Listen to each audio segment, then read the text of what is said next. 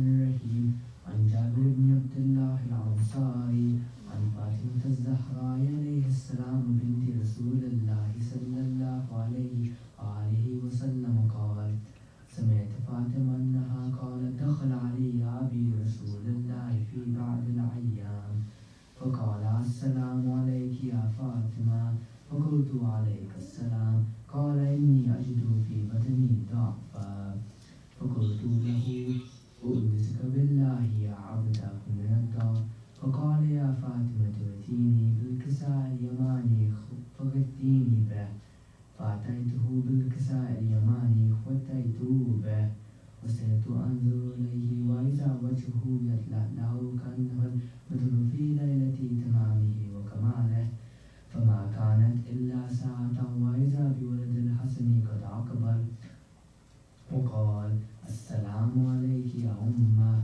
فقلت وعليك السلام يا قرة عيني وسمرة فؤادي فقال لي يا أمه إني أشم منك راحية طيبة كأنها راحية جدي رسول الله فقلت نعم إن جدك تحت الكساء فاقبل الحسن نحو الكساء وقال السلام عليك يا جدة يا رسول الله أتأذن لي أن أدخل معك تحت الكساء قال وعليك السلام يا ولدي ويا صاحب حوضي قد أذنت لك فدخل معه تحت الكساء فما كانت إلا ساعة وإذا بولد الحسين قد أقبل وقال السلام عليك يا أمه فقلت وعليك السلام يا ولدي ويا قرة عيني وسمرة فؤادي فقال لي يا أمه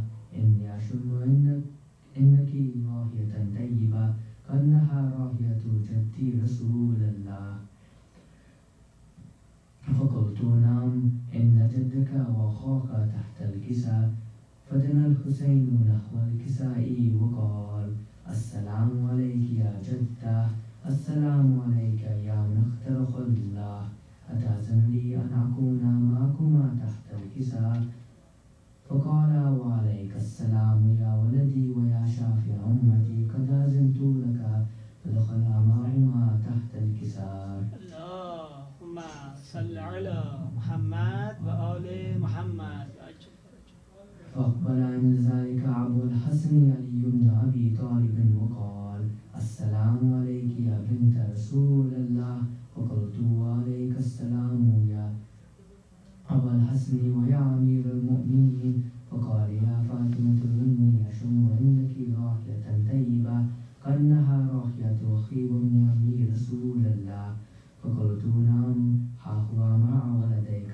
تحت الكساء اللهم صل على محمد وآل محمد فأقبل علي نحو الكساء وقال السلام عليك يا رسول الله أتأذن لي أن أكون معكم تحت الكساء قال له وعليك السلام يا أخي ويا وسي خليفتي وصاحب لوئي قد أذنت لك فدخل علي تحت الكساء اللهم صل على محمد وآل محمد وعجل فرجه ثم أتيته نحو الكساء وقلت السلام عليك يا عبده يا رسول الله يتأذن لي أن أكون معكم تحت الكساء قال وعليك السلام يا بنتي ويا بضعتي قد أذنت لك فدخلت تحت الكساء فلما اكتملنا جميعا تحت الكساء أخذ أبي رسول الله بطرفي الكساء وعوما بيده اليمنى على السماء وقال اللهم إن هؤلاء أهل بيت وخاصتي وحامتي لحمهم لحمي ودمهم دمي يؤلمني ما يؤلمهم ويحزنني ما يحزنهم على حرب لمن حاربهم وسلم لمن سالمهم وعدو لمن عاداهم وحب لمن أحبهم إنهم مني وأنا منهم فاجعل صلواتك وبركاتك ورحمتك وغفرانك ورضوانك علي وعليهم واذهب عنهم الرجس وطهرهم تطهيرا اللهم صل على محمد وآل محمد وعجل فرجه فقال الله عز وجل يا سكان السماوات إني ما خلقت سما مبنيا ولا أرضا مدحيا ولا قمرا منيرا ولا شمسا ملية ولا فلكا يدور ولا بحرا يجري ولا فلكا يسري إلا في محبة هؤلاء الخمسة الذين هم تحت الكساء. فقال العميل جبريل يا ربي ومن تحت الكساء؟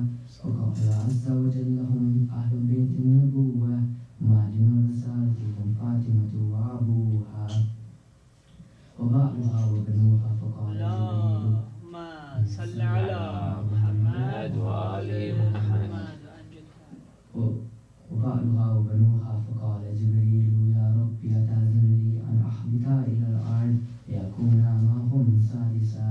فقال الله نعم قد أذنت لك.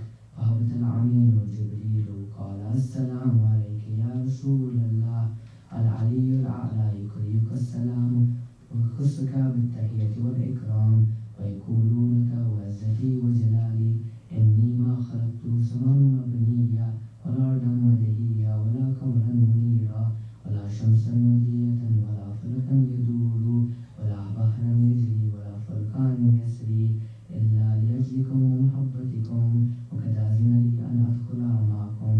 قال تأذن لي يا رسول الله؟ فقال رسول الله وعليك السلام الأمين وهلا. نعم قد أذنت لك. فدخل جبريل معنا تحت الكساء. فقال لي أبي إن الله قد أوحى إليكم يقول إنما يريد الله ليذهب عنكم الرجس أهل بيت ويطهركم تطهيرا. اللهم صل على محمد وآل محمد.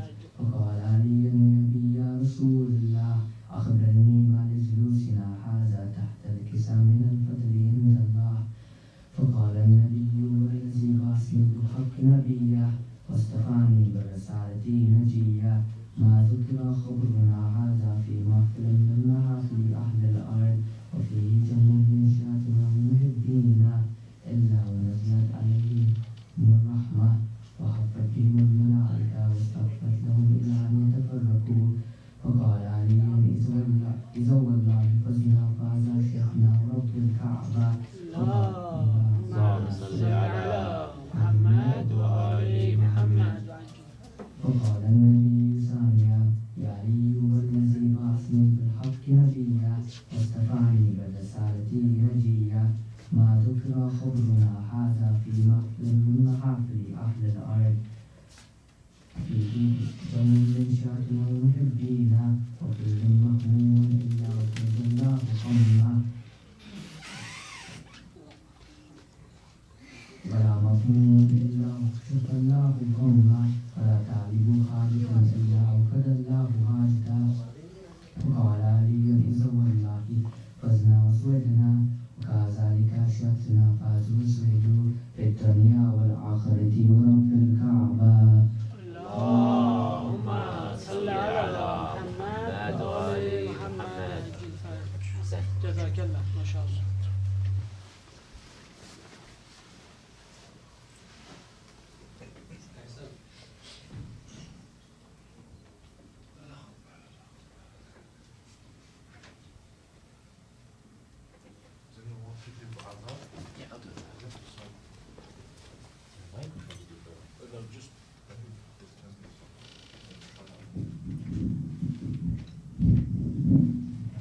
أعوذ بالله من الشيطان اللعين الرجيم. بسم الله الرحمن الرحيم.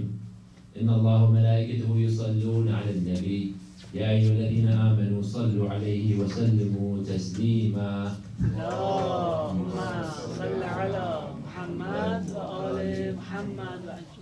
الله أكبر الله أكبر الله أكبر الله أكبر. أشهد أن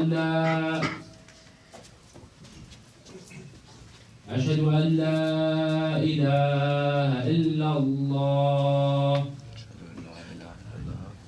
أشهد أن لا إله إلا الله.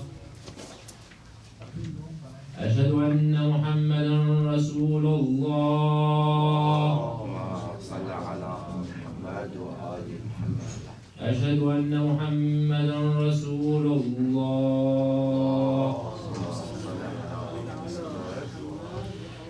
أشهد أن عليا ولي الله. أشهد أن عليا ولي الله. حي على الصلاة. حي على الصلاة. حي على الفلاح. حي على الفلاح. حي على خير العمل. حي على خير العمل. الله أكبر الله أكبر. لا إله إلا الله. لا إله إلا الله. وصلى الله على سيدنا محمد وآله وسلم. اللهم صل على محمد وآل محمد.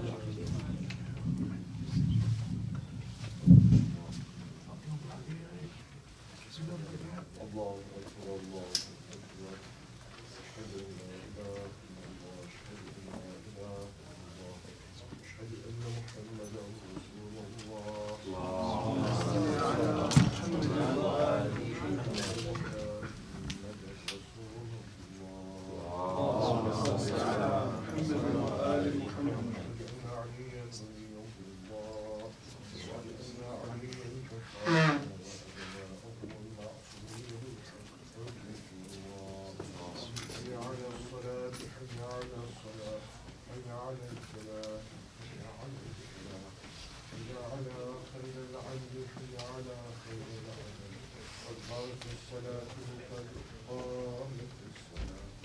الله أكبر الله. لا إله إلا الله. أستغفر الله ربي وأتوب إليه مجددا يا محسن قد أتاك نفسي. الله أكبر. بسم الله الرحمن الرحيم. الحمد لله رب العالمين الرحمن الرحيم مالك يوم الدين. إياك نعبد وإياك نستعين. اهدنا الصراط المستقيم صراط الذين أنعمت عليهم غير المغضوب عليهم ولا الضالين. بسم الله الرحمن الرحيم.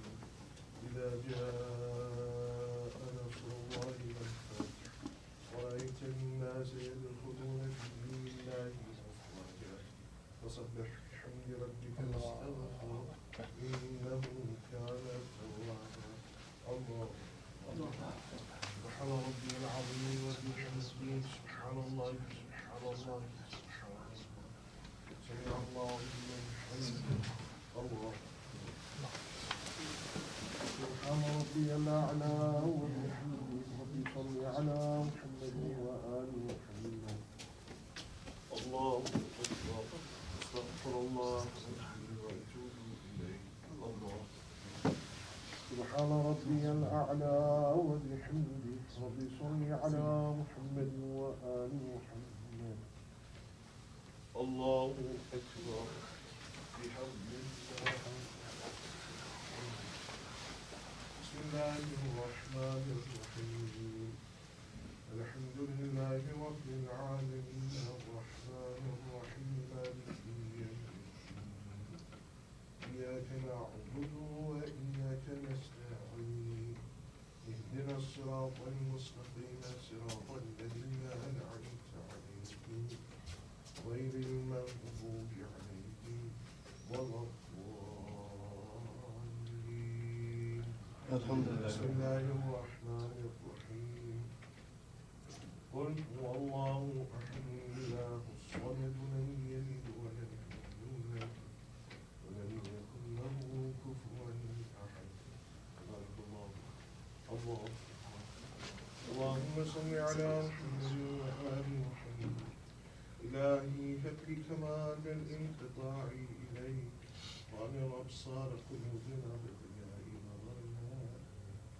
الله سبحان ربي العظيم وبحمده سبحان الله سبحان الله سبحان الله سمع الله لمن حمده. الله سبحان ربي الأعلى وبحمده وبصلي على محمد وآل محمد. الله أكبر أستغفر الله ربي وأتوب إليه. الله سبحان ربي الأعلى وبحمده ربي صل على محمد وآل محمد. الله أكبر الحمد لله تمام وحده أشهد أن لا إله إلا الله وحده لا شريك له وأشهد أن محمدا عبده ورسوله. اللهم صل على محمد وآل محمد. الحمد لله.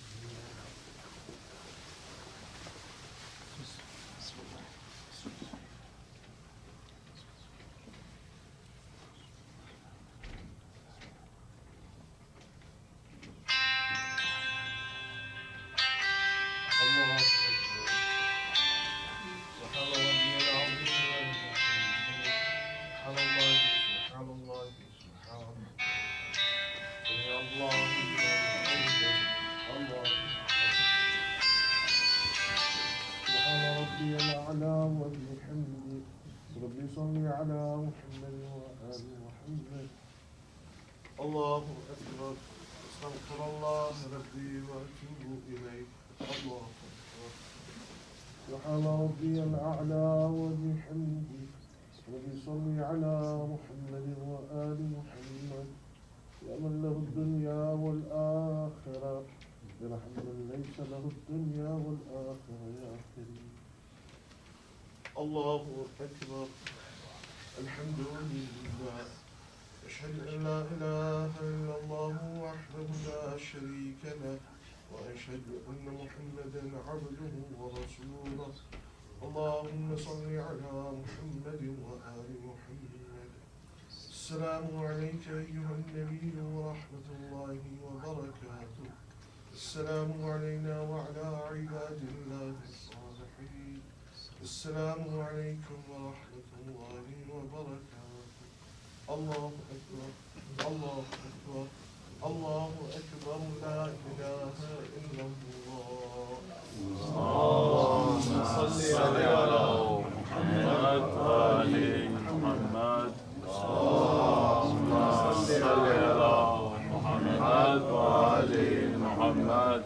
اللهم صل على محمد وآل محمد. الذي لا إله إلا هو الحي القيوم ذو الجلال والإكرام وأتوب إليه. أستغفر الله الذي لا إله إلا هو الحي القيوم ذو الجلال والإكرام وأتوب إليه. أستغفر الله الذي لا إله إلا هو الحي القيوم ذو الجلال والإكرام وأتوب إليه.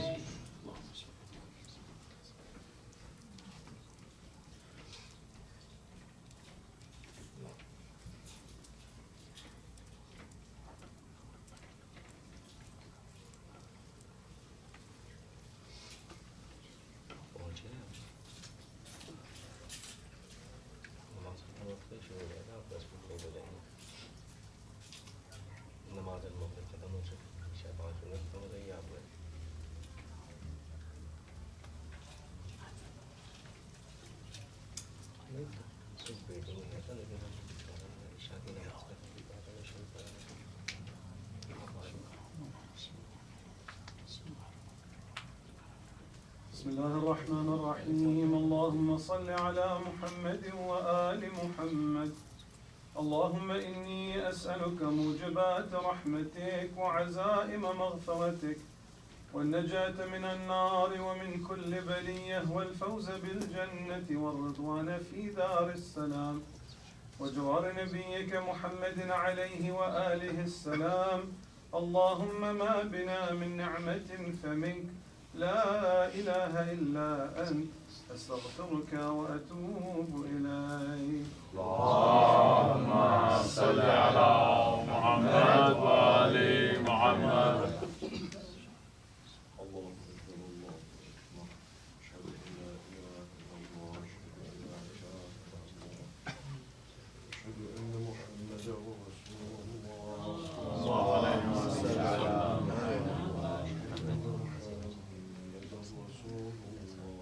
صلى الله عليه وسلم على محمد. أن عليا ولي الله أن عليا وفاطمة وأبناؤهم المعصومين حي على الصلاة حي على الصلاة حي على الفلاح حي على الفلاح حي على كل العمل حي على كل العمل قد قامت الصلاة قد قامت الصلاة. الله أكبر الله أكبر. لا إله إلا الله. استغفر الله ربي وأتوب إليه من كل ذنب. يا محسن قد أتاك المسيء. الله أكبر. بسم الله الرحمن الرحيم. الحمد لله رب العالمين الرحمن الرحيم مالك يوم الدين. إياك نعبد وإياك نستعين. اهدنا الصراط المستقيم صراط الذين أنعمت عليهم غير المغضوب عليهم ولا بسم الله الرحمن الرحيم. إنا أعطيناك الكوثر فصل لربك وانحر إن شانئك هو الأبتر. الله سبحان ربي العظيم وبحمده سبحان الله سبحان الله سبحان الله. سمع الله لمن حمده. الله سبحان ربي الأعلى وبحمده. رب صل على محمد وآل محمد. الله أكبر. أستغفر الله ربي وأتوب إليه. الله سبحان ربي الأعلى وبحمده. رب صل على محمد وآل محمد. الله أكبر. بحمد الله. بسم الله الرحمن الرحيم. الحمد لله رب العالمين الرحمن الرحيم مالك يوم الدين. إياك نعبد وإياك نستعين اهدنا الصراط المستقيم صراط الذين أنعمت عليهم غير المغضوب عليهم ولا الضالين. بسم الله الرحمن الرحيم. قل هو الله أحد الله الصمد لم يلد ولم يولد ولم يكن له كفوا أحد. سبحانك اللهم وبحمدك. الله أكبر. اللهم صل على محمد وآل محمد. ربنا اغفر لي ولوالدي وارحمهما كما ربياني صغيرا. اجزهما بالإحسان إحسانا ولسيئات العفو وغفران برحمتك يا أرحم الراحمين. الله أكبر. سبحان ربي العظيم وبحمده سبحان الله سبحان الله سبحان الله. سمع الله لمن حمده. الله أكبر. سبحان ربي الأعلى وبحمده. ربي صل على محمد وآل محمد. الله أكبر. أستغفر الله ربي وأتوب إليه. الله سبحان ربي الأعلى وبحمده. ربي صل على محمد وآل محمد. الله أكبر. الحمد لله. أشهد أن لا إله إلا الله وحده لا شريك له وأشهد أن محمدا عبده ورسوله. الله اللهم صل على محمد وآل محمد بحمدك.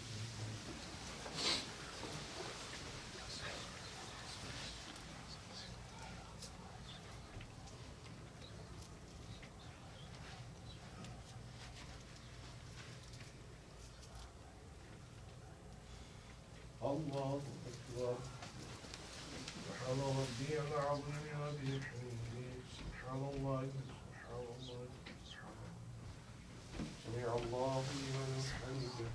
الله أكبر. سبحان ربي الأعلى وبحمده.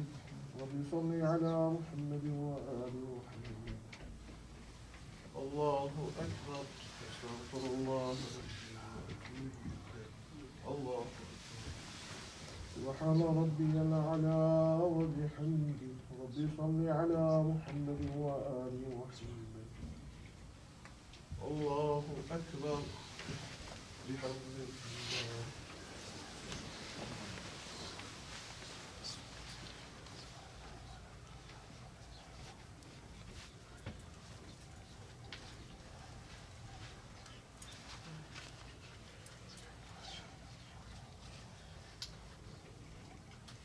الله أكبر.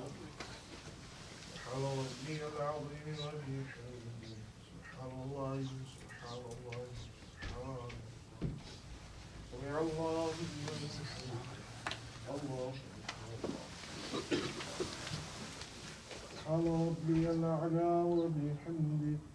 رب صل على محمد وآل محمد. الله أكبر. أستغفر الله. الله سبحان ربي الأعلى وبحمده. رب صل على محمد وآل محمد. إلهي لا تعذبني بعقوبتك ولا تمكرني في هيبتك. الله أكبر. والحمد لله. أشهد أن لا إله إلا الله وحده لا شريك له. وأشهد أن محمدا عبده ورسوله.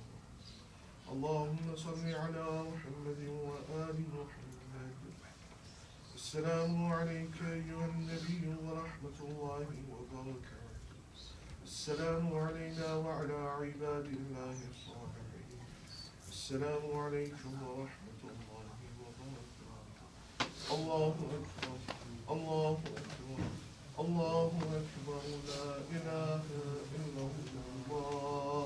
اللهم صل على محمد وآل محمد.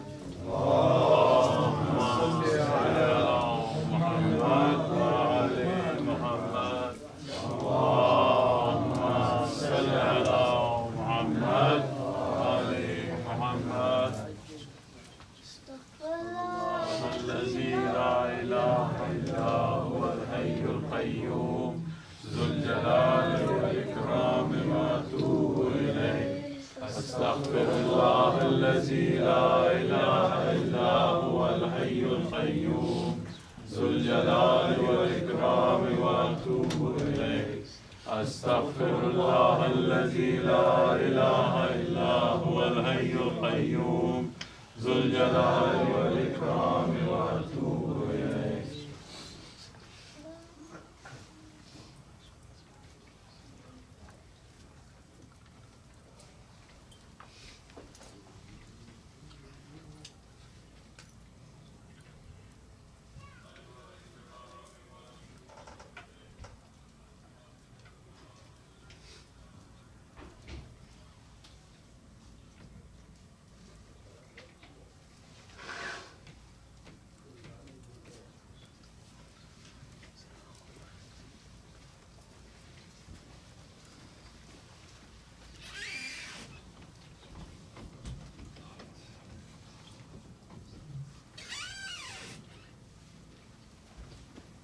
بسم الله الرحمن الرحيم. اللهم صل على محمد وآل محمد.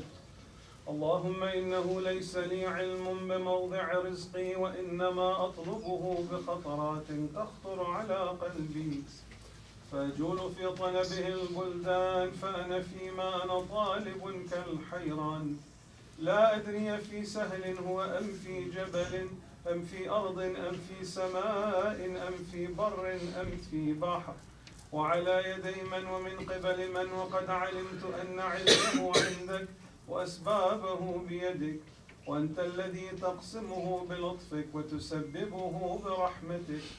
اللهم فصل على محمد وآله، واجعل يا رب رزقك لي واسعا، ومطلبه سهلا، ومأخذه قريبا، ولا تعنني بطلب ما لم تقدر لي فيه رزقا، فإنك غني عن عذابي، وأنا فقير إلى رحمتك.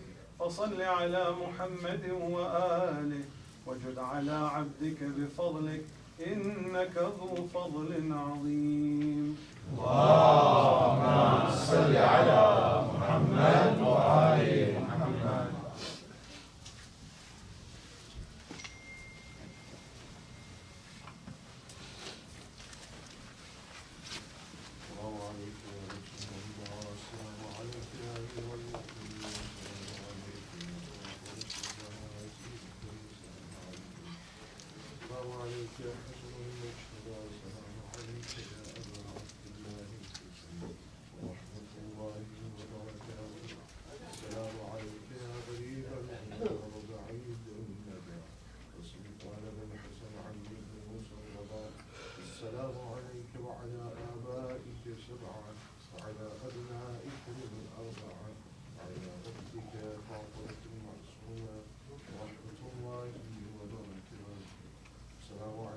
سيدي ومولاي صاحب العصر والسلام، سيدي الأمان الأمان الفتنة الزمان.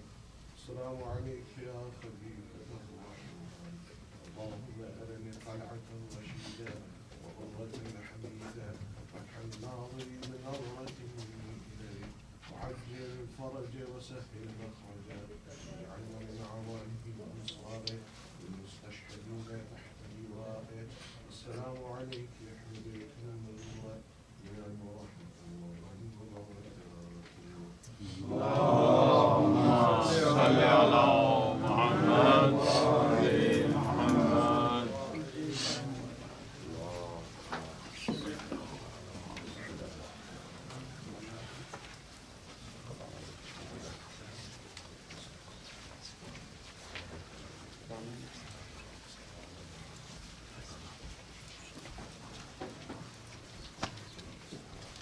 بسم الله الرحمن الرحيم.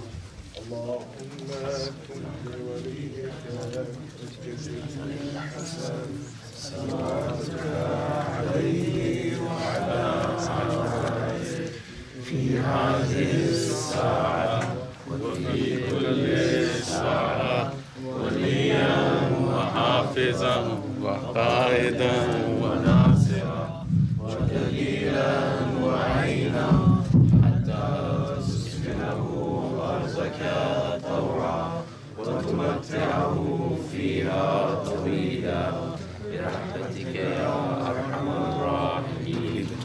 اللهم صل على محمد وآل محمد.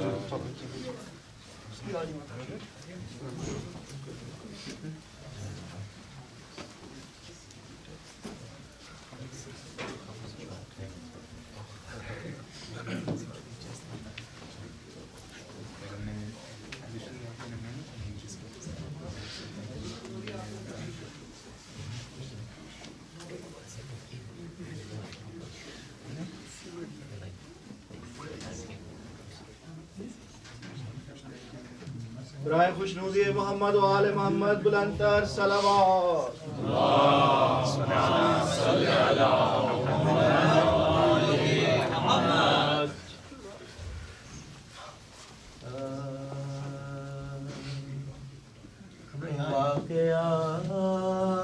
واقعات کربلا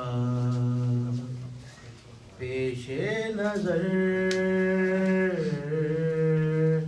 ہر دم رہے، واقعات کربلا پیش نظر ہر دم رہے، عمر بھر سجاد وقفے گریہ پہ ہم رہے، واقعات کربلا باغ زہرا تو لٹے اور گلشن عالم رہے، باغ زہرا تو لٹے اور گلشن عالم رہے، غنچے غنچے پر نہ کیوں کر گریہ شبنم رہے، واقعات کربلا یا علی واللہ اپنا تو عقیدہ ہے یہی، یا علی واللہ اپنا تو عقیدہ ہے یہی، تم ملو جس کو اسے کیا فکر پہ شوکم رہے، واقعات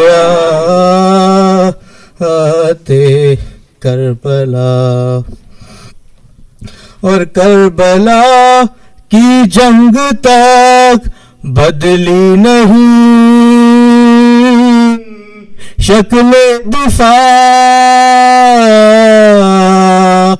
کربلا کی جنگ تک بدلی نہیں شکل دفاع، کفر و دین کے مار کے آدم سے تا خاتم رہے، واقعات کربلا مدتوں تک زندہ دیواروں میں چنوایا گیا، مدتوں تک زندہ دیواروں میں چنوایا گیا، لاکھ دنیا نے مٹانا چاہ لیکن ہم رہے، واقعات کربلا اور بہتے ہی رہتے ہیں آنکھوں سے میری اشک عذاب، بہتے ہی رہتے ہیں آنکھوں سے میری اشک عذاب، دل کے زخموں کو میرے کیوں حاجت مرہم رہے، واقعات کربلا سنتا ہوں بہرے مدد بالی پا آتے ہیں علی، سنتا ہوں بہرے مدد بالی پا آتے ہیں علی، یا الہی تا قیامت نزع کا عالم رہے،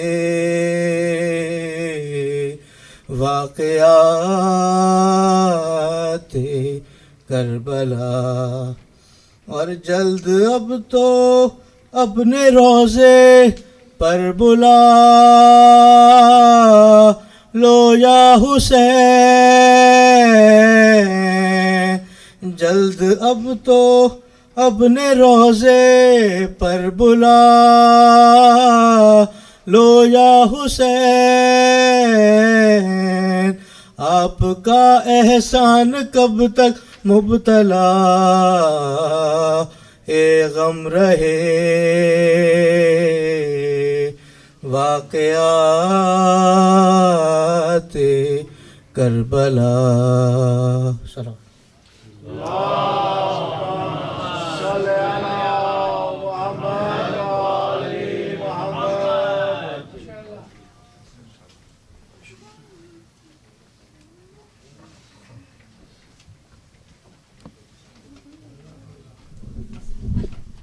مومن کرام ایک سورہ فاتحہ جملہ مومن مومنات شہدائے ملت جعفریہ، اس میں آپ اپنے مرحومین کو بھی شامل فرمائیں، ان مرحومین کو جن کا کوئی سورہ فاتحہ پڑھنے والا نہیں رہا، اور بالخصوص وہ مرحومین جو ہمارے درمیان ہمیشہ رہے لیکن اس سال موجود نہیں ہیں، ایک دفعہ سورہ فاتحہ، 3 دفعہ سورہ اخلاص۔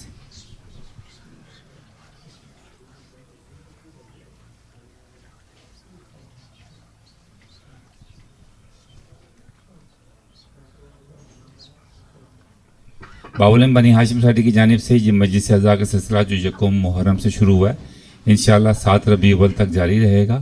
آپ سے گزارش ہے ان مجلسوں کو اسپانسر کریں، یہ مجلسیں آپ لوگوں کے اسپانسر سے سپورٹ سے ہی چل رہی ہیں، جس طرح بھی ہو سکے بنی ہاشم سوسائٹی کی مجلسوں کو اسپانسر کریں۔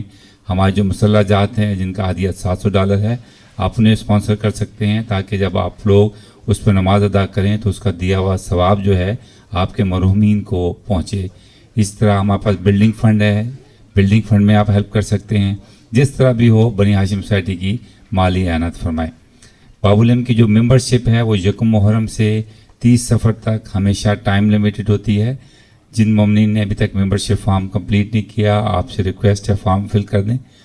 فارم کے ساتھ ہی پلج فارم ہے، پلج فارم منتھلی ایکسپنسز جو ہمارے ہوتے ہیں اس کے لیے آپ سے ریکویسٹ ہے کہ آپ منتھ ٹو منتھ جو ہے کچھ نہ کچھ ضرور پلش کریں تاکہ باب العلم کے جو منتھلی ایکسپنسز ہیں وہ اس طرح پورے ہوتے رہیں۔ باب العلم ہمیشہ ممبرشپ جو مومنین ہمارے کرتے ہیں سال کے اینڈ میں ہماری جب ممبرشپ کمپلیٹ ہو جاتی ہے 30 صفر کو تو ہم 17 ربیع الاول کو اس کا ڈرا کرتے ہیں اور ایک مومن برادر یا سسٹرز کو ہم زیارت پہ بھیجتے ہیں۔ تو جو بھی ہمارے برادرز اور سسٹرز اس سال بھی ممبرشپ میں حصہ لیں گے انشاءاللہ ان کا نام بھی زیارت میں جائے گا۔ اس کے ساتھ ہی میں گزارش کروں گا قبلہ مولانا نبیل اوان صاحب سے کہ آپ تشریف لائیں اور آج کے مجلس سے خطاب فرمائیں بآواز بلند صلوات۔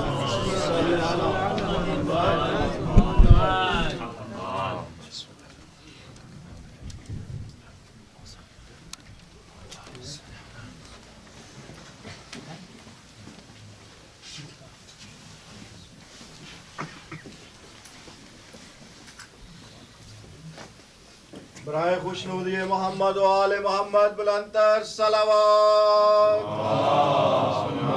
صلی علی محمد و آل محمد۔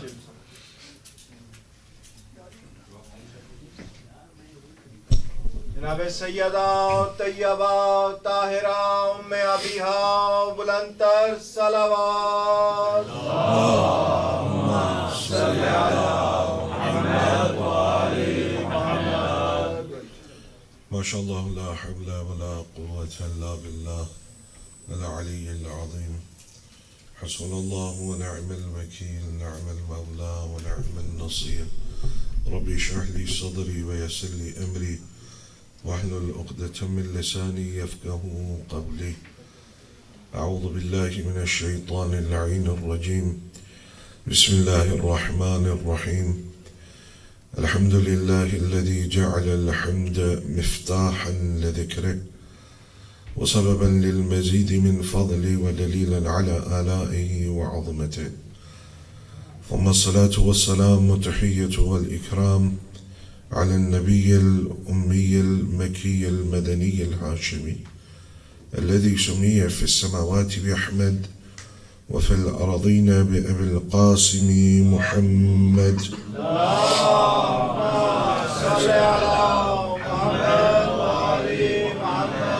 وعلى آله الطيبين الطاهرين المعصومين الهداة المهديين، سيما أولهم أمير المؤمنين وآخرهم بقية الله في الأراضين، روحي وأرواح العالمين لتراب مقدمه الفداء، ورحمة الله على محبيهم ومواليهم وشيعتهم أجمعين، ولعنة الله على أعدائهم ملعونين. أما بعد, for the happiness of Hazrat Zahra Marziya, for the enlightenment of the graves of Yawm Rahmeen, of the graves of the Shuhada, Ulama and Siddiqeen, for the safety of the followers of Ahl al-Bayt around the world, and for the safety and the hastening of the reappearance of Hazrat Baqiyatullah al-A'zam, Arwahun al-Fida, please recite your loudest salawat. Allahumma salli ala Muhammad wa ali Muhammad. All praise due to Allah subhanahu wa ta'ala, the one who is Rahman and the one who is Rahim.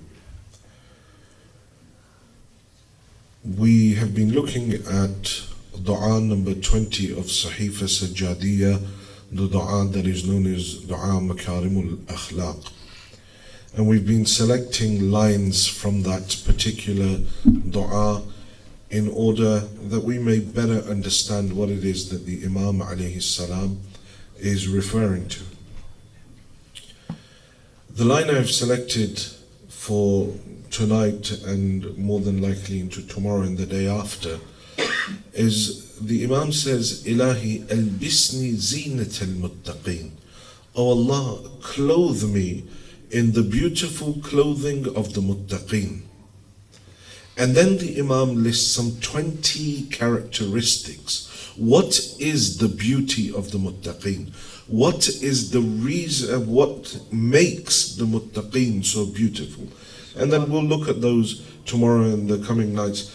Says, في بسط العادل وكظم الغيظ وإطفاء النائرة وضم أهل الفرقة. And like this, the Imam lists 20 characteristics. But for this lecture, I want to focus on this word of zina, this word of beauty. I don't know if anyone is there, if they could just turn this down, it's a bit too sensitive. Is anyone by the mixer? Yeah, outside. Right. Are they outside? Someone could just call them, it's a bit too sensitive. Please recite salawat. Allahumma salli ala Muhammad wa ali Muhammad. So the Imam says, Albisni zinat al-muttaqeen. Oh Allah, clothe me in that clothing, that beautiful clothing of the muttaqeen. Now we have 4 types of beauty that are referred to in riwayat and in the ayat of the Holy Quran. And we're going to look at those 4 types in this lecture. The first type of beauty that Allah subhanahu wa ta'ala refers to in the Holy Quran is that beauty that is a testing beauty, that has come for you as a test.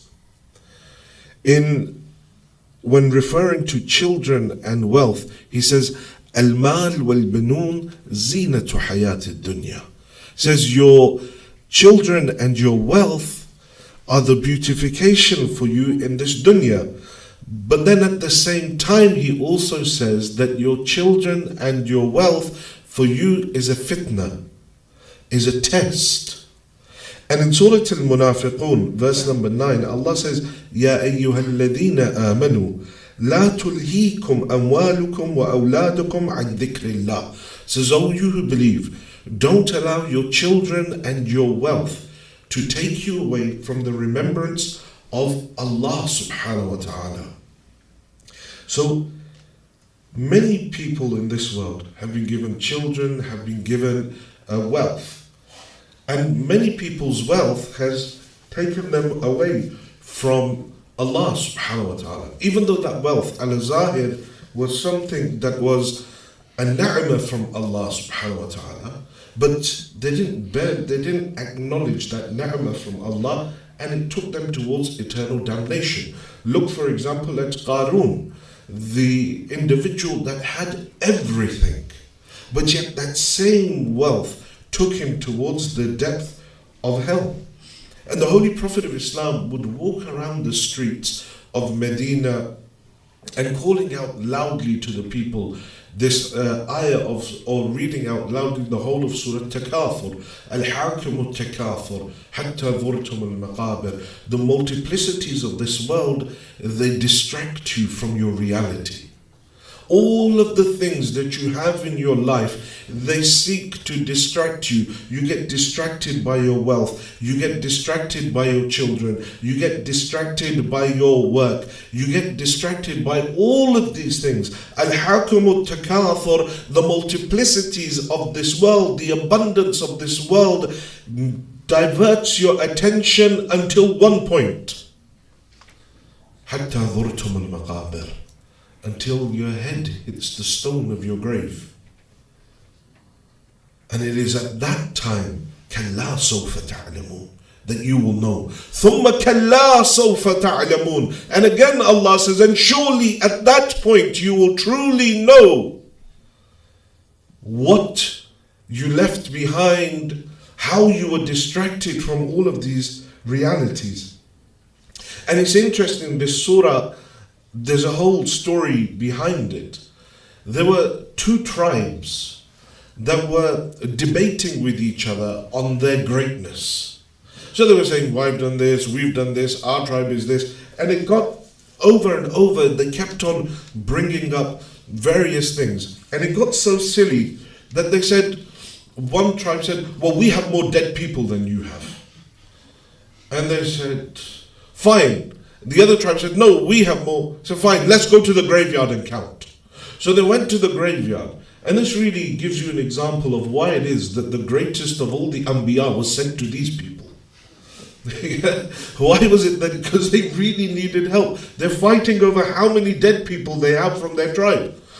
They go, they start counting. This one's mine, this one's mine. They get to one, this one's mine. No, he was one of ours. No, he was one. They begin to fight with each other. And so this surah comes down. These things, these irrelevant things are distracting you from the reality, and you're not going to realize this until your head hits the stone of your grave. Amir al-Mu'mineen has a tafsir of this surah in khutbah number 221 of Nahj al-Balagha, the khutbah of Ghasiyah. Here Amir al-Mu'mineen gives a whole tafsir of this surah.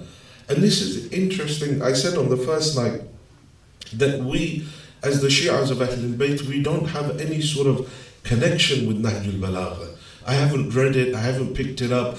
Sahifa Sajjadiyah, I haven't got a connection with it. Abil Hadid, the writer, Ibn Abil Hadid, the writer of the Shar' of Nahj al-Balagha, is a Sunni. He's a Mu'tazili Sunni. Ibn Abil Hadid says, I have read khutbah 221 1,000 times. It's the longest khutbah in Nahj al-Balagha. I've never read it once. But I still claim to be a Shia. I don't know anything about Amir al-Mu'mineen. I haven't picked up Nahj al-Balagha. I'm trying to look for all of these new types of knowledge, but yet it's all there. So the first type of beauty that Allah subhanahu wa ta'ala refers to, or the ahadith refer to, is the beauty that is a test for you. The beauty of wealth, the beauty of this dunya, the beauty of your children. They are all as a test for you. The second type of beauty that we find within riwayat, within the ayat of the Holy Quran, is the beauty, the sin that is made beautiful. There are certain individuals who make and justify their sins to make them beautiful. Holy Quran, Allah says, زُيِّنَ لَهُ سُوءُ عَمَلِهِ فَرَآهُ حَسَنًا, says that the evil of his own doing, the human being, the evil of his own doing is so alluring to him that in the end he regards it as being something good. He justifies it. He finds a reason for why he's committing that sin. Over and over he does the same sin, to the point where he no longer feels that it's a sin. He no longer feels that it's something that is haram. The ghiba, for example. We do it so often that now I find a way of justifying that ghiba. I find a way, I say, oh no, it's not ghiba, it's just for your information, so that you can know about this. So that sin, I make it in some way good. I say, oh no, because I'm passing on information that is essential for you to know. I justify bribes, things like bribes, or I justify defrauding the government. Oh, it's a kafir country, for example. It's okay to do certain sins. I justify them.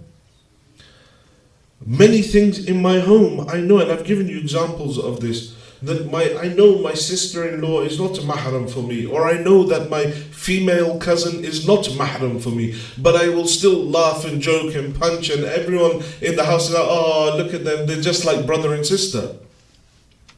Oh, now this is a sin that is being committed, but everyone else is like, oh, look at them, they're just like brother and sister. This is that very same thing that the ayah is. They've committed the sin so many times, and it's become so alluring to them that they're now justifying it as being something good. The first time I commit a particular sin, I feel bad. The second time I feel bad. But with every time that I commit that sin, I suppress that conscience of mine. And I get rid of that conscience to the point now that I no longer feel bad. And then worse than that is that I justify it. And there are many, many examples that we can give. An easy one is, for example, the one of the beard. We know that there are hadith that say it is haram for a man to pass a razor over his cheeks. Yeah?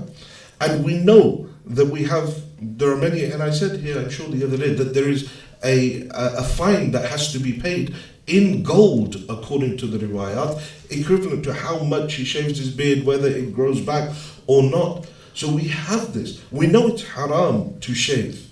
And the first time I do it, it's okay. I feel maybe I shouldn't. But I do it over and over and over. Then I begin to justify it. I begin to find a reason to do it. Oh no, my wife says I look old when I have one. Oh no, this. But it's not. This is the deen, whether you like it or not. Yeah, Amir al-Mu'min says, al-muhasinu zinat al-rajul. That the beard is the beautification of the man. And we'll come to Zahiri beauty in a second. So certain things, certain sins become so alluring to us that we begin to justify, not just justify, that they become beautiful to us. They become attractive to us. Hatta even someone like Yazid is a classic example of this. When Sayyid al-Shuhada's head was brought in front of him, he says, هذا قضاء من قضاء الله. This is one of those orders, this is destiny as per the destiny, confirmed by Allah subhanahu wa ta'ala. This is the will of God that this should have happened. And he justifies it. And he's happy about it. And he's insistent upon that sin. It doesn't matter what the sin is per se. It's how insistent you are upon that sin that then eventually makes it beautiful to you. He did many things to break the sunnah of the Prophet. Many, many things. Especially at that point, we have certain riwayat that I've come across of an individual. They say one of the things that Yazid did on the day that Imam al-Husayn's head was brought in front of him, because you have that famous poem, La'ibat Hashim bil Mulk, Yeah, that this was all a game that Bani Hashim played for kingdom. Yeah, there was no angel that come, wala wahyun nazal, and there was no wahy that came down. This was all a lie. Alongside that, on that day, some of the narrations say Yazid had shaved his beard as a sign to say, I reject the sunnah of the Prophet in its totality. The head of the Imam in front of him and this action. Side by side, for him sin had become so alluring to him. He loved it so much. So the second type of beauty that is spoken about in the negative is where one beautifies sin. The third type of beauty that is spoken about is physical beauty. The zahiri beauty of a person. Holy Quran, Allah says, قُلْ مَنْ حَرَّمَ زِينَةَ اللَّهِ, says, who is there that will forbid the beauty which God has brought forth in His creatures? Who is there that will reject the beautification of oneself? Or خُذُوا زِينَتَكُمْ عِنْدَ كُلِّ مَسْجِدٍ, beautify yourselves before every act of worship, before going to the masjid. Physical beauty is very important. Physical appearance is very important. Imam al-Rada salawatullah wa salamuhu alayhi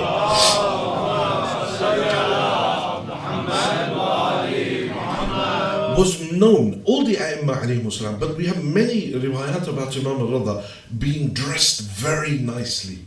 He would dress very nicely, he would appear very nicely, always have nice clothes on, always smell very good. To the extent that one of these Sufis said to him that, what is this that you're doing? This is you showing off? And Imam says, no, this isn't. He says, Yusuf Nabi was extremely good looking and he took care of his appearance. He wore the most expensive clothes and he sat upon the throne of Fir'aun. Why? Because it was a ni'mah from Allah subhanahu wa ta'ala. And he was appreciating the ni'mah that Allah subhanahu wa ta'ala had given him. Amirul Mu'mineen would wear clothes. They were simple, yes, but they were always clean and always in perfect order. They were simple, definitely. Because he lived at the level of those that were the lowest in society. But when it comes to the latter Imams, hatta from Imam al-Hasan onwards, the state of the Ummah is better. So now the A'imma alayhimu salam begin to dress a lot better. They begin to dress more expensively. Many occasions, someone comes to Imam al-Hasan and he's riding out, he's wearing nice clothes, his beard, his hair, everything is done nicely, and he rides out. And someone says to him, I see kibr in you, I see pride in you. The Imam says, no, this is not pride. This is me beautifying that ni'mah that Allah has given me. So it's extremely important that the mu'min always looks good. It's one of the sifat of the mu'min, that his outward appearance is always good. His hair, his clothing, everything that he wears must be at the best, must be something that is clean, something that is attractive. But yes, there are certain things that we have that are haram in terms of appearance. For example, for a man to beautify himself in a feminine way is haram. For him to wear female clothing of females and vice versa is haram. For him to imitate the kuffar. So I like a particular hairstyle because some football or soccer player has it. So I'm like, oh yeah, I want that hairstyle. That's haram. Because it's imitating the kuffar. And the imitation of the kuffar is not allowed. Or wearing certain clothes that break the rule of hijab. Even for men. You know, sometimes when you think about hijab, we think, oh, it's only women. But actually, even for men, if I decide that I'm hitting the gym now, and so now I'll start to wear a t-shirt that's 2 sizes too small for me, so everyone can see the small little biceps that I have created for myself, that becomes haram. Any sort of clothing that I wear in order to attract undue attention from the opposite gender is haram. And then, in addition to that, things like libas al-shuhra, clothing that would attract undue attention, or clothing that is not in line with the urf, with the culture within which I'm staying. So for example, if I wear this that I'm wearing right now in here, it's okay.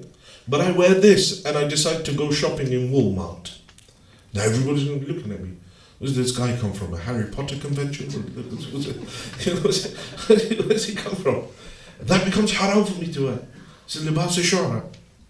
Because I'm attracting undue attention towards myself. And so there are certain criteria within which we have to work. But beautification, looking good, is so important in Islam. In Wasa'il al-Shia, we have over 300 ahadith that speak about the beautification, types of clothing you should wear, the types of shoes you should wear, the way you should comb your hair, all of these things, the colors that you should wear, what is recommended for you to do, what is recommended to put in your hair, what is recommended. All of these are there within the ahadith. We have a whole bab in fiqh that is known as the ahkam al-tajammul, the ahkam of beautification. How is it I should brush my hair? What sort of perfumes and atar should I wear? All of these things are discussed in the fiqh. Hatta even we have in fiqh that the imam jamaat, the person who's leading jama'ah, must be someone who is good looking, must not have any outward disabilities or outward defects. Something with his face or a condition or anything like this shouldn't be. It says the Imam Jama'ah must be someone who dresses well, someone who is attractive to the people in his appearance. All of these nuances are there in the fiqh. And it all pushes towards the importance of looking good. Hawla was a perfume seller who would come to the house of Rasulullah to sell perfume. And every time she had a new perfume or a new release, as it were, she'd come to the Holy Prophet and the Holy Prophet would buy it from her. We have a hadith that when it comes to perfume, there is no israf.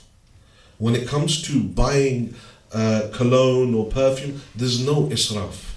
You spend as much as you want to smell good. A mu'min has no excuse to stink.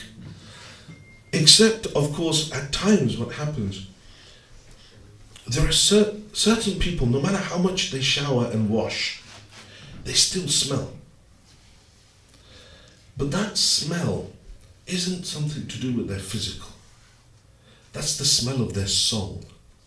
Because you can wash all you want, but if you're tariq or salah, if you're leaving your salah and you're not praying, or you're someone who is constantly in a sin, first at the base level, only the awliya of Allah can smell the stink of your soul. But it gets to a point where then your physical body begins to give off that odor because of your lack of being close. And that's why one of the effects of Salatul Layl is that it removes bad body odor and it removes bad breath from the person who is regular in the praying of their Salatul Layl. So, to perfume oneself is extremely important. Hawla comes to the house of the Holy Prophet and he would buy perfume from her. One day he enters into the house and he can smell it in the house. So he says, "Oh, is Hawla here?" And they say, yes, she's here. And she comes to the Holy Prophet, puts out her products, new releases for this week or this month. And the Holy Prophet buys some. And then she says, "Ya Rasulullah, can I say something?" The Holy Prophet says, "Yes, what is it?" Says, "My husband, he doesn't take any pride in his appearance.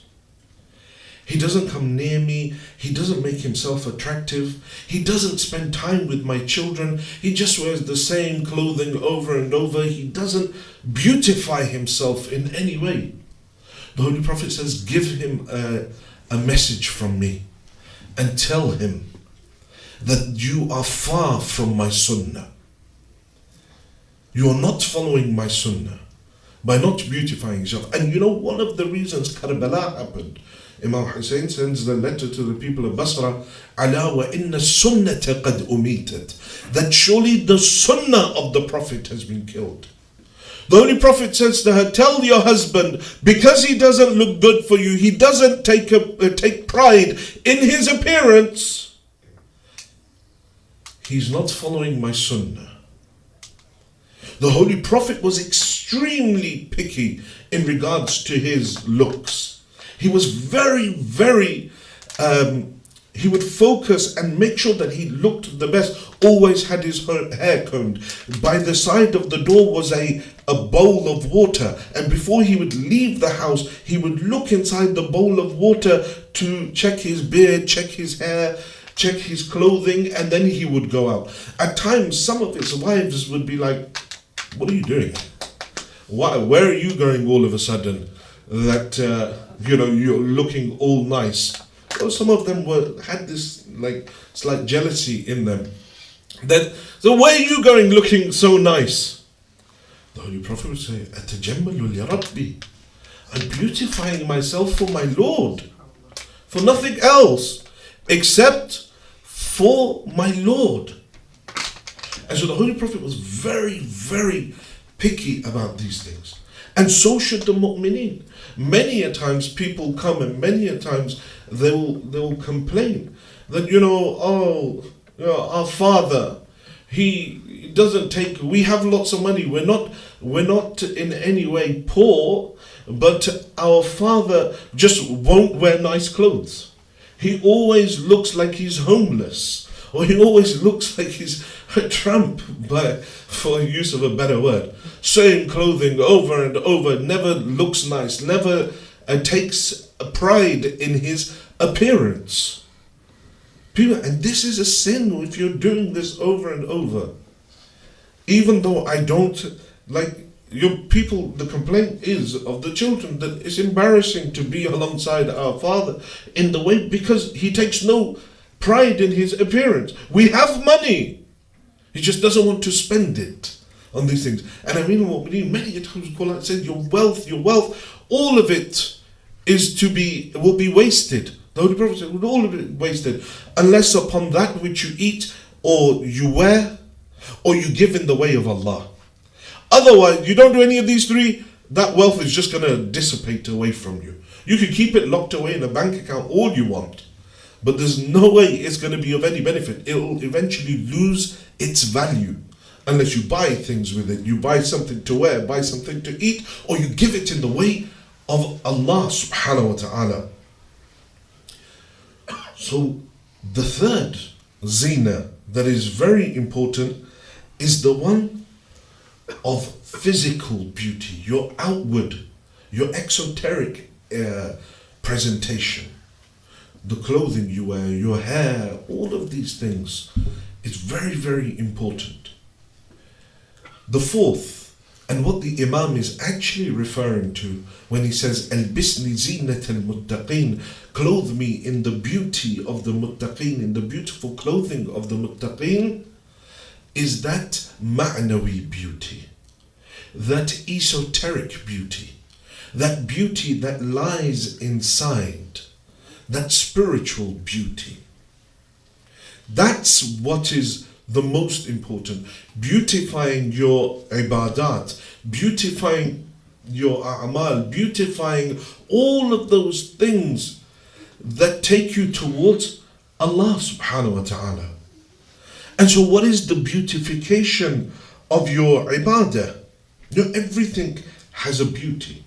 Everything has a way of beautifying it. What is the beauty of the masjid and the imam bargah? The beauty of the masjid and the imam bargah is that it should be kept clean.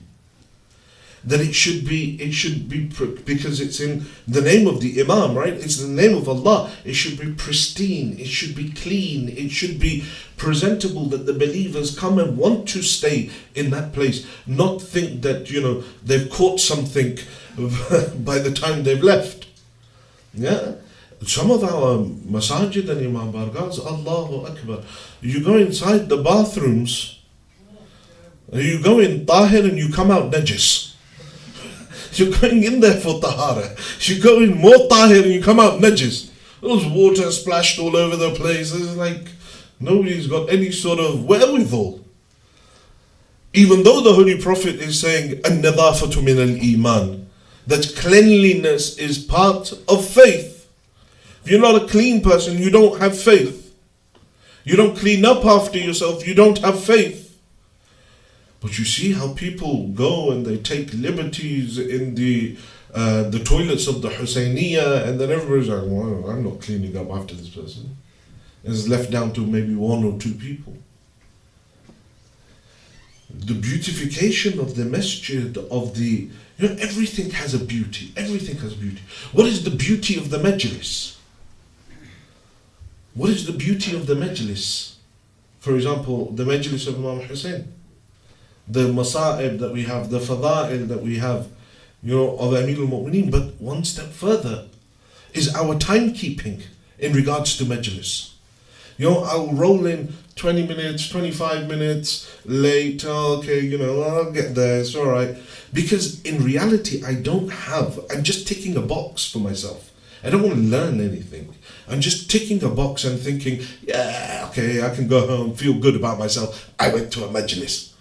But actually, did I learn anything? It's not possible. Yeah, you might pick up one thing, but you lost everything. And I'm not saying to my majlis, but I'm saying in general, we have this laissez-faire attitude towards the attendance of the majalis on time.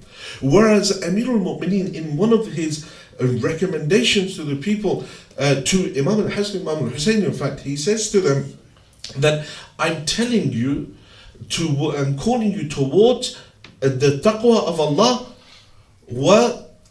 and also through towards organization within your life, nadm amrikum, towards organization in your life. That organize yourself. You have to be somewhere, be there on time. You tell someone a time, you say to a friend, listen, I'll meet you at 11. And they know that actually you're never going to be there at 11. They'll wait till 11:20 and then ring you and say, are you on the way? Yeah, just around the corner. This is dhulm. This is dhulm. When you do this to a person, you tell someone we're going to come to your house for 11. 11:30, they're looking around. Where they've got to go to sleep. They've got things to do as well. They're sitting there waiting. Every minute that you go over the time that you gave them, you've done dhulm. Imagine, you've done dhulm. And then imagine someone holds a majlis in their home.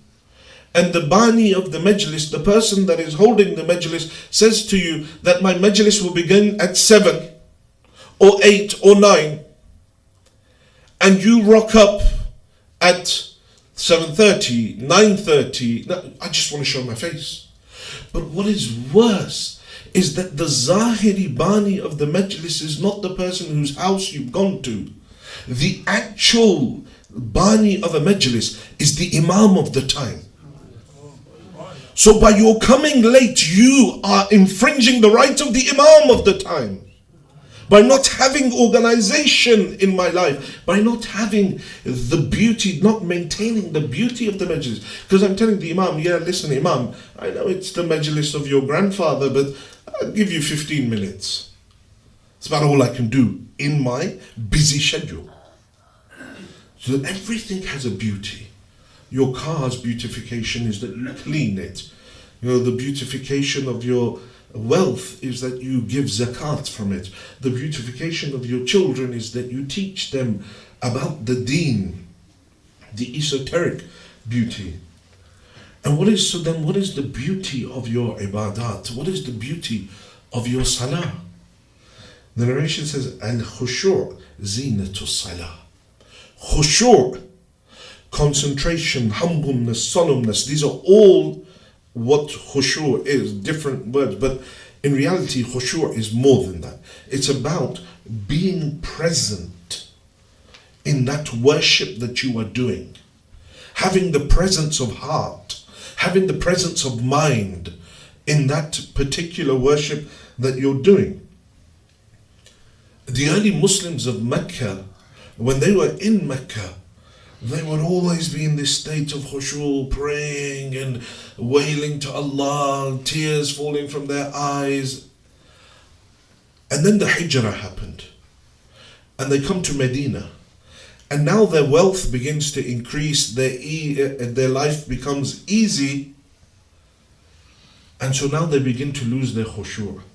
Now they're doing this super fast salah. Oh, I've got to get back to work. Oh, I've got loads of things to do. Now their life is easy. Now they're not concentrating. Now their heart isn't in the salah. Their heart is elsewhere. Their mind is elsewhere. And so then the ayah comes down. Says, is it not time that the hearts of all who have attained to faith should feel humble at the remembrance of God? Have you forgotten what you were like? But now that you have ease, now that you're easy in life, now you don't have concentration. And I do that all the time. When I've got a problem in my life, then I'm like, Ya Allah, please, please, please. Or when I've got exam results coming out, and I know I didn't really study enough for that exam, but now the results are coming out, and my parents are really not going to be happy with the result. So, Ya Rabbi, Ya Rabbi, Ya Rabbi, please do something. Now I've got khushu'. Now I've got the presence of heart. Now I've got the concentration. Now I've got everything that is required for that worship. Before that, I didn't have anything. I didn't care. I would never even shed a tear. But now I'm faced with this problem. Now all of a sudden, I'm like, oh God, you've got to get me out of this. And the other thing is that the last resort is always God for us. We go to everyone else. We're like, oh, no, he can't help me, he can't help. Okay, God, your turn. And then we're like, why are our du'as not being answered? Because Allah is the last resort for you. We don't have khushu' in our prayers. We don't have that presence of heart in our prayers. Because we don't, number one, believe. And I've been saying this over and over. The lack of belief in our lives is leading to these a-religious lives, these cultural religious lives. No desire to deep dive into the faith itself and to try and understand. When I don't, and amongst those things that we have, the khushu' of salah, many a times it comes at the time of salah itself. You know, every salah has, which I find really, it always makes me chuckle when I hear it. And only you guys here in Canada say it. When they say the prime time of salah, which we refer to as awwal waqt. Yeah, the right at the correct time of salah. Every salah has a prime time. Every salah has its time. So when it comes to, for example, Maghrib salah only has a 10-minute window of maximum benefit, where all the doors of the heavens are open and you can ask Allah. Dhuhr and Asr have a slightly longer window of awwal waqt time. But Maghrib itself only has 10 minutes of true prime time. Same with Fajr. It's a short window that you can access the divine grace from. But because I don't have that, it goes back to that point of organization and priorities in life, that I don't give importance to salah. I don't give importance because I place my dunya over my deen, the point that we made yesterday. And then I'm like, well, no, I pray. Yes, I know you pray, but that prayer is such that you're like, oh, I'm just going to finish this game of FIFA or this game of whatever it is that you're playing online, and then I'll go and pray. Or the World Cup is happening and then I'm like, oh, when they get to tea time in the cricket, then I'll go and pray. But I've got to watch this match. And the time of salah comes, the prime time passes by, and I'm still watching this match. But now it's tea time. Quickly rush, 5 minutes, quick hi, hello to Allah, and back to the game. And I'm like, why am I not getting anything in my life? And the scary thing is, There comes a time where Allah subhanahu wa ta'ala says, you know what, just give it to him. Give him everything he wants in life. Give him everything. And this is known as the makr of Allah. An individual constantly turning to Allah subhanahu wa ta'ala and begging and begging. And there comes a time when Allah says, you know what, this person isn't genuine in what they're asking. So just give it to him, whatever he wants. So you're asking for example, wealth or a job promotion. Allah says, fine, give it to him. Gives you what you want. But now that wealth keeps you so busy that you qadha one salah after another salah. That job promotion you got means that now you're compromising on your faith at every place because of this new position you have. You don't pray. You go and you compromise on the basics of your deen. You don't look at halal and haram until you end up in a place where there's no place for God left in your life.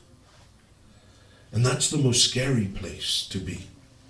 That I don't give the Imam priority in my life to the point that then God no longer gives me priority in life. He no longer wants to draw me close to him. He no longer wants me to be in his company. So how is it that we achieve this khushu'? The Holy Prophet, he says that there are 4 things that an individual must do in order to achieve khushu'. He says, Alamatul khashi' fa'arba'. The signs of the one that has khushu', has this presence of heart in his worship, in his ibadat, are 4. The first, al-muraqabah, having constant attention to his duties towards Allah subhanahu wa ta'ala, fi sirri wa alaniya, in secret and in public. He doesn't care where he is. First and foremost in his mind is Allah and his duty towards Allah subhanahu wa ta'ala. He's careful about everything he says. Amir al-Mu'mineen has someone next to him and this man is just talking, just spewing verbal whatever, just constant. Amir al-Mu'mineen says to him, look, everything that you are saying, there are 2 angels that are writing down every single word and they will present it to Allah subhanahu wa ta'ala. Are you ready for that? Every word that we utter, al-muraqabah in its truest sense is that I'm careful and I'm aware of every word that I say, every action that I do. I take account of myself for everything in my life because Allah knows and sees everything. Alam ya'lam bi anna Allah yara. Do you not know that God sees everything that you do? Every moment of your life. And we know this. But we don't believe this. Because if we believed it, we wouldn't commit the sins that we commit. We've heard it. It's become a cliche for us. If I truly believed it, I wouldn't commit the sins that I commit on a daily basis. It's about what Allah knows. After Battle of Badr, there was a warrior in that battle with the Holy Prophet by the name of Suhaib. He was a Roman, an Italian from Rome. He fought alongside the Holy Prophet. He killed many of the mushrikeen. After the Battle of Badr, some of the people went to the Holy Prophet and said, some of those that Suhaib had killed, they claimed them as their own kills. Said, I killed this person, I killed this person, I killed that person. Other people came to Suhaib and said, look, Fulan is claiming your kills in the battle. Go and tell the Holy Prophet that it was you that killed them, not this person. Suhaib says, why? He says, why? He says, Allah knows what I did. Allah is aware of how many I killed in the battle. What difference does it make if I go and announce and tell the Prophet, you should know? As long as Allah knows. And that, for me, is a huge lesson. I want to make sure that everybody knows my every achievement in life. Is it not enough for me that Allah knows? Is it not enough for me that Allah accepts? No, I look for the acceptance of the people as well. It's not enough for me that God knows. No, I want people to accept. I want people to acknowledge. I want people to give me all of the wawa and the subhanallah and the dad. And that's a dangerous place to be.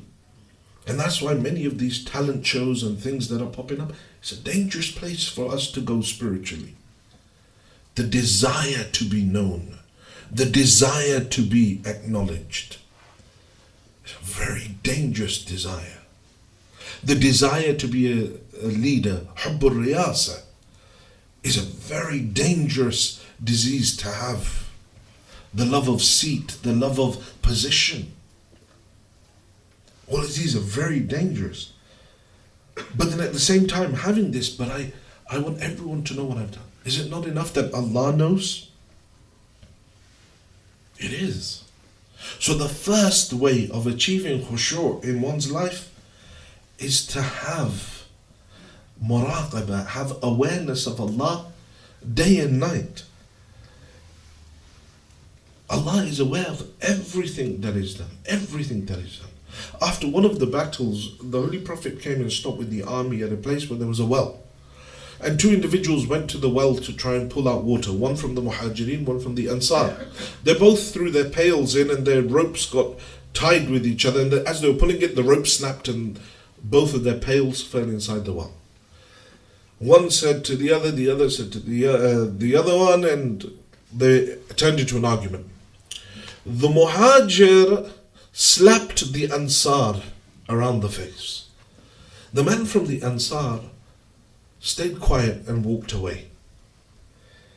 One of the munafiqeen by the name of Abdullah ibn Ubay comes to the Ansar. He says, how dare he? These muhajireen have come from Mecca and we gave them our homes in Medina. We did this good for them. We did that good for them. And then now he dares to slap you in the face. Watch. Let's get back to Medina. Let's sort these guys out. So he pumps this guy up as well. Says, they go, yes, when we get to Medina, we're kicking out all of these Ansar, these Muhajirin. Who do they think that they are? Zayd bin Arqam was a young boy at that time. He overheard this. He ran to Rasulullah. Said, Ya Rasulullah, they're planning to do something in Medina when we get back, this. The Holy Prophet goes and he goes to Abdullah and he says to him, Abdullah ibn Ubay, Zayd ibn Arqam has told me this. Is this true? Munafiq, the guy's a munafiq, he's a hypocrite.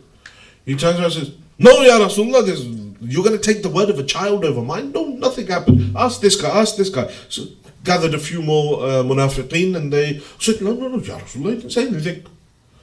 The Holy Prophet doesn't agree with them, but he just says, okay, fine, let's go. Zayd bin Arqam, he thinks in his heart that Rasulullah doesn't think that I'm truthful.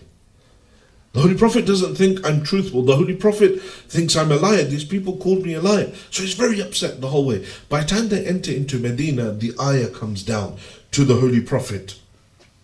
Says that, O Prophet, all of this that happened, the Holy Prophet is told about it.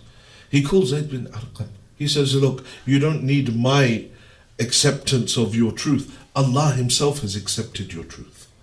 Allah Himself. So Allah subhanahu wa ta'ala is always watching. But am I aware of His constant watching over me? Or is it that the parts of my life, only when I come to the masjid I think about God. Outside of that, my life is totally godless. The second way of achieving khushu' and this concentration, this presence of heart, is doing nice actions. Rukub al-jamil. Doing good things, nice ways.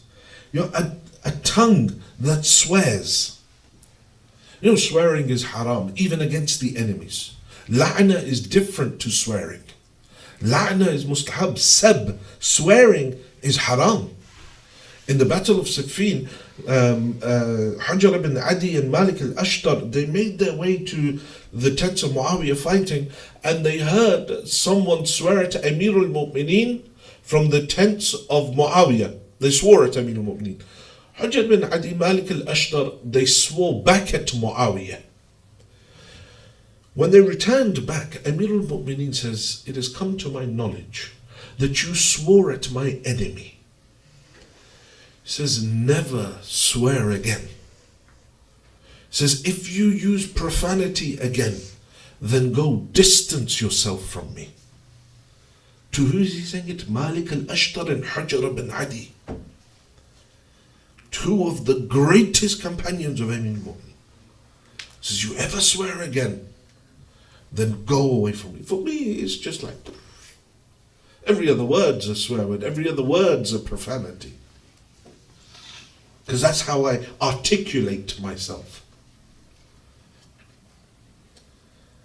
The tongue that swears, that is accustomed to sins of the tongue, how will that tongue then be able to say, "Iyyaka na'budu wa iyyaka nasta'in," or "Ya Rabbi, Ya Rabbi, Ya Rabbi"? It'll have no effect.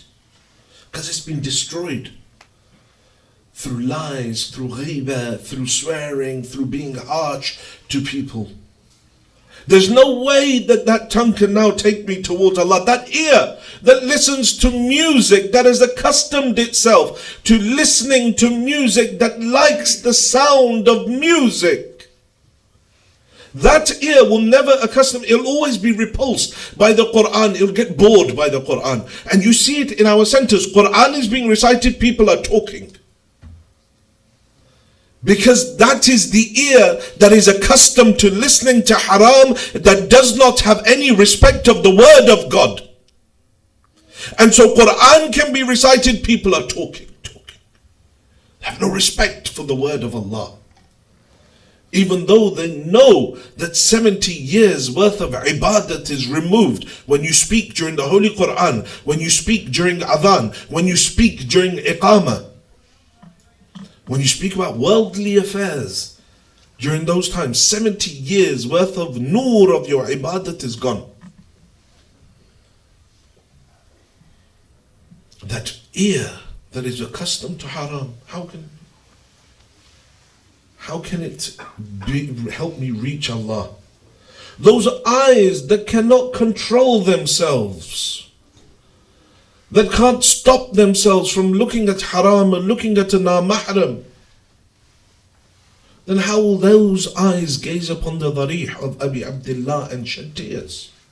It's not possible. This having this wandering eye is a disease. If you don't control it when you're young, you see people in their 60s, 70s, they can't stop. Girl walks past, follow all the way. Because there's a disease there, it won't go away. Because they didn't capture it in their youth. And so they carry on, and it becomes part and parcel of their thing. That eye that gazes upon the mahram with lust, how will it gaze upon the dharih of Abi Abdullah and the Ahl al-Bayt? It can't. So, the second is to have good actions. Everything that you do is good. The third thing that brings khushu', brings that concentration, is to think about the day of judgment.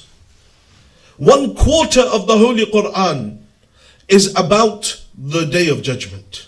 1/4 of the Holy Quran, over 1,000 ayat. Salah isn't mentioned as much as Qiyamah is mentioned in the Holy Quran.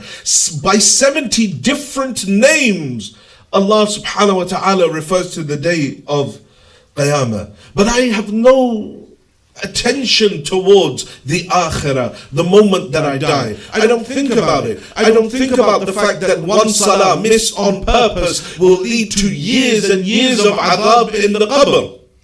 Years and years of adhab in the akhirah. One salah that I miss on purpose. I don't care at the fact that if I listen to haram music, that on the day of judgment they will hold me down and pour molten iron into my ears.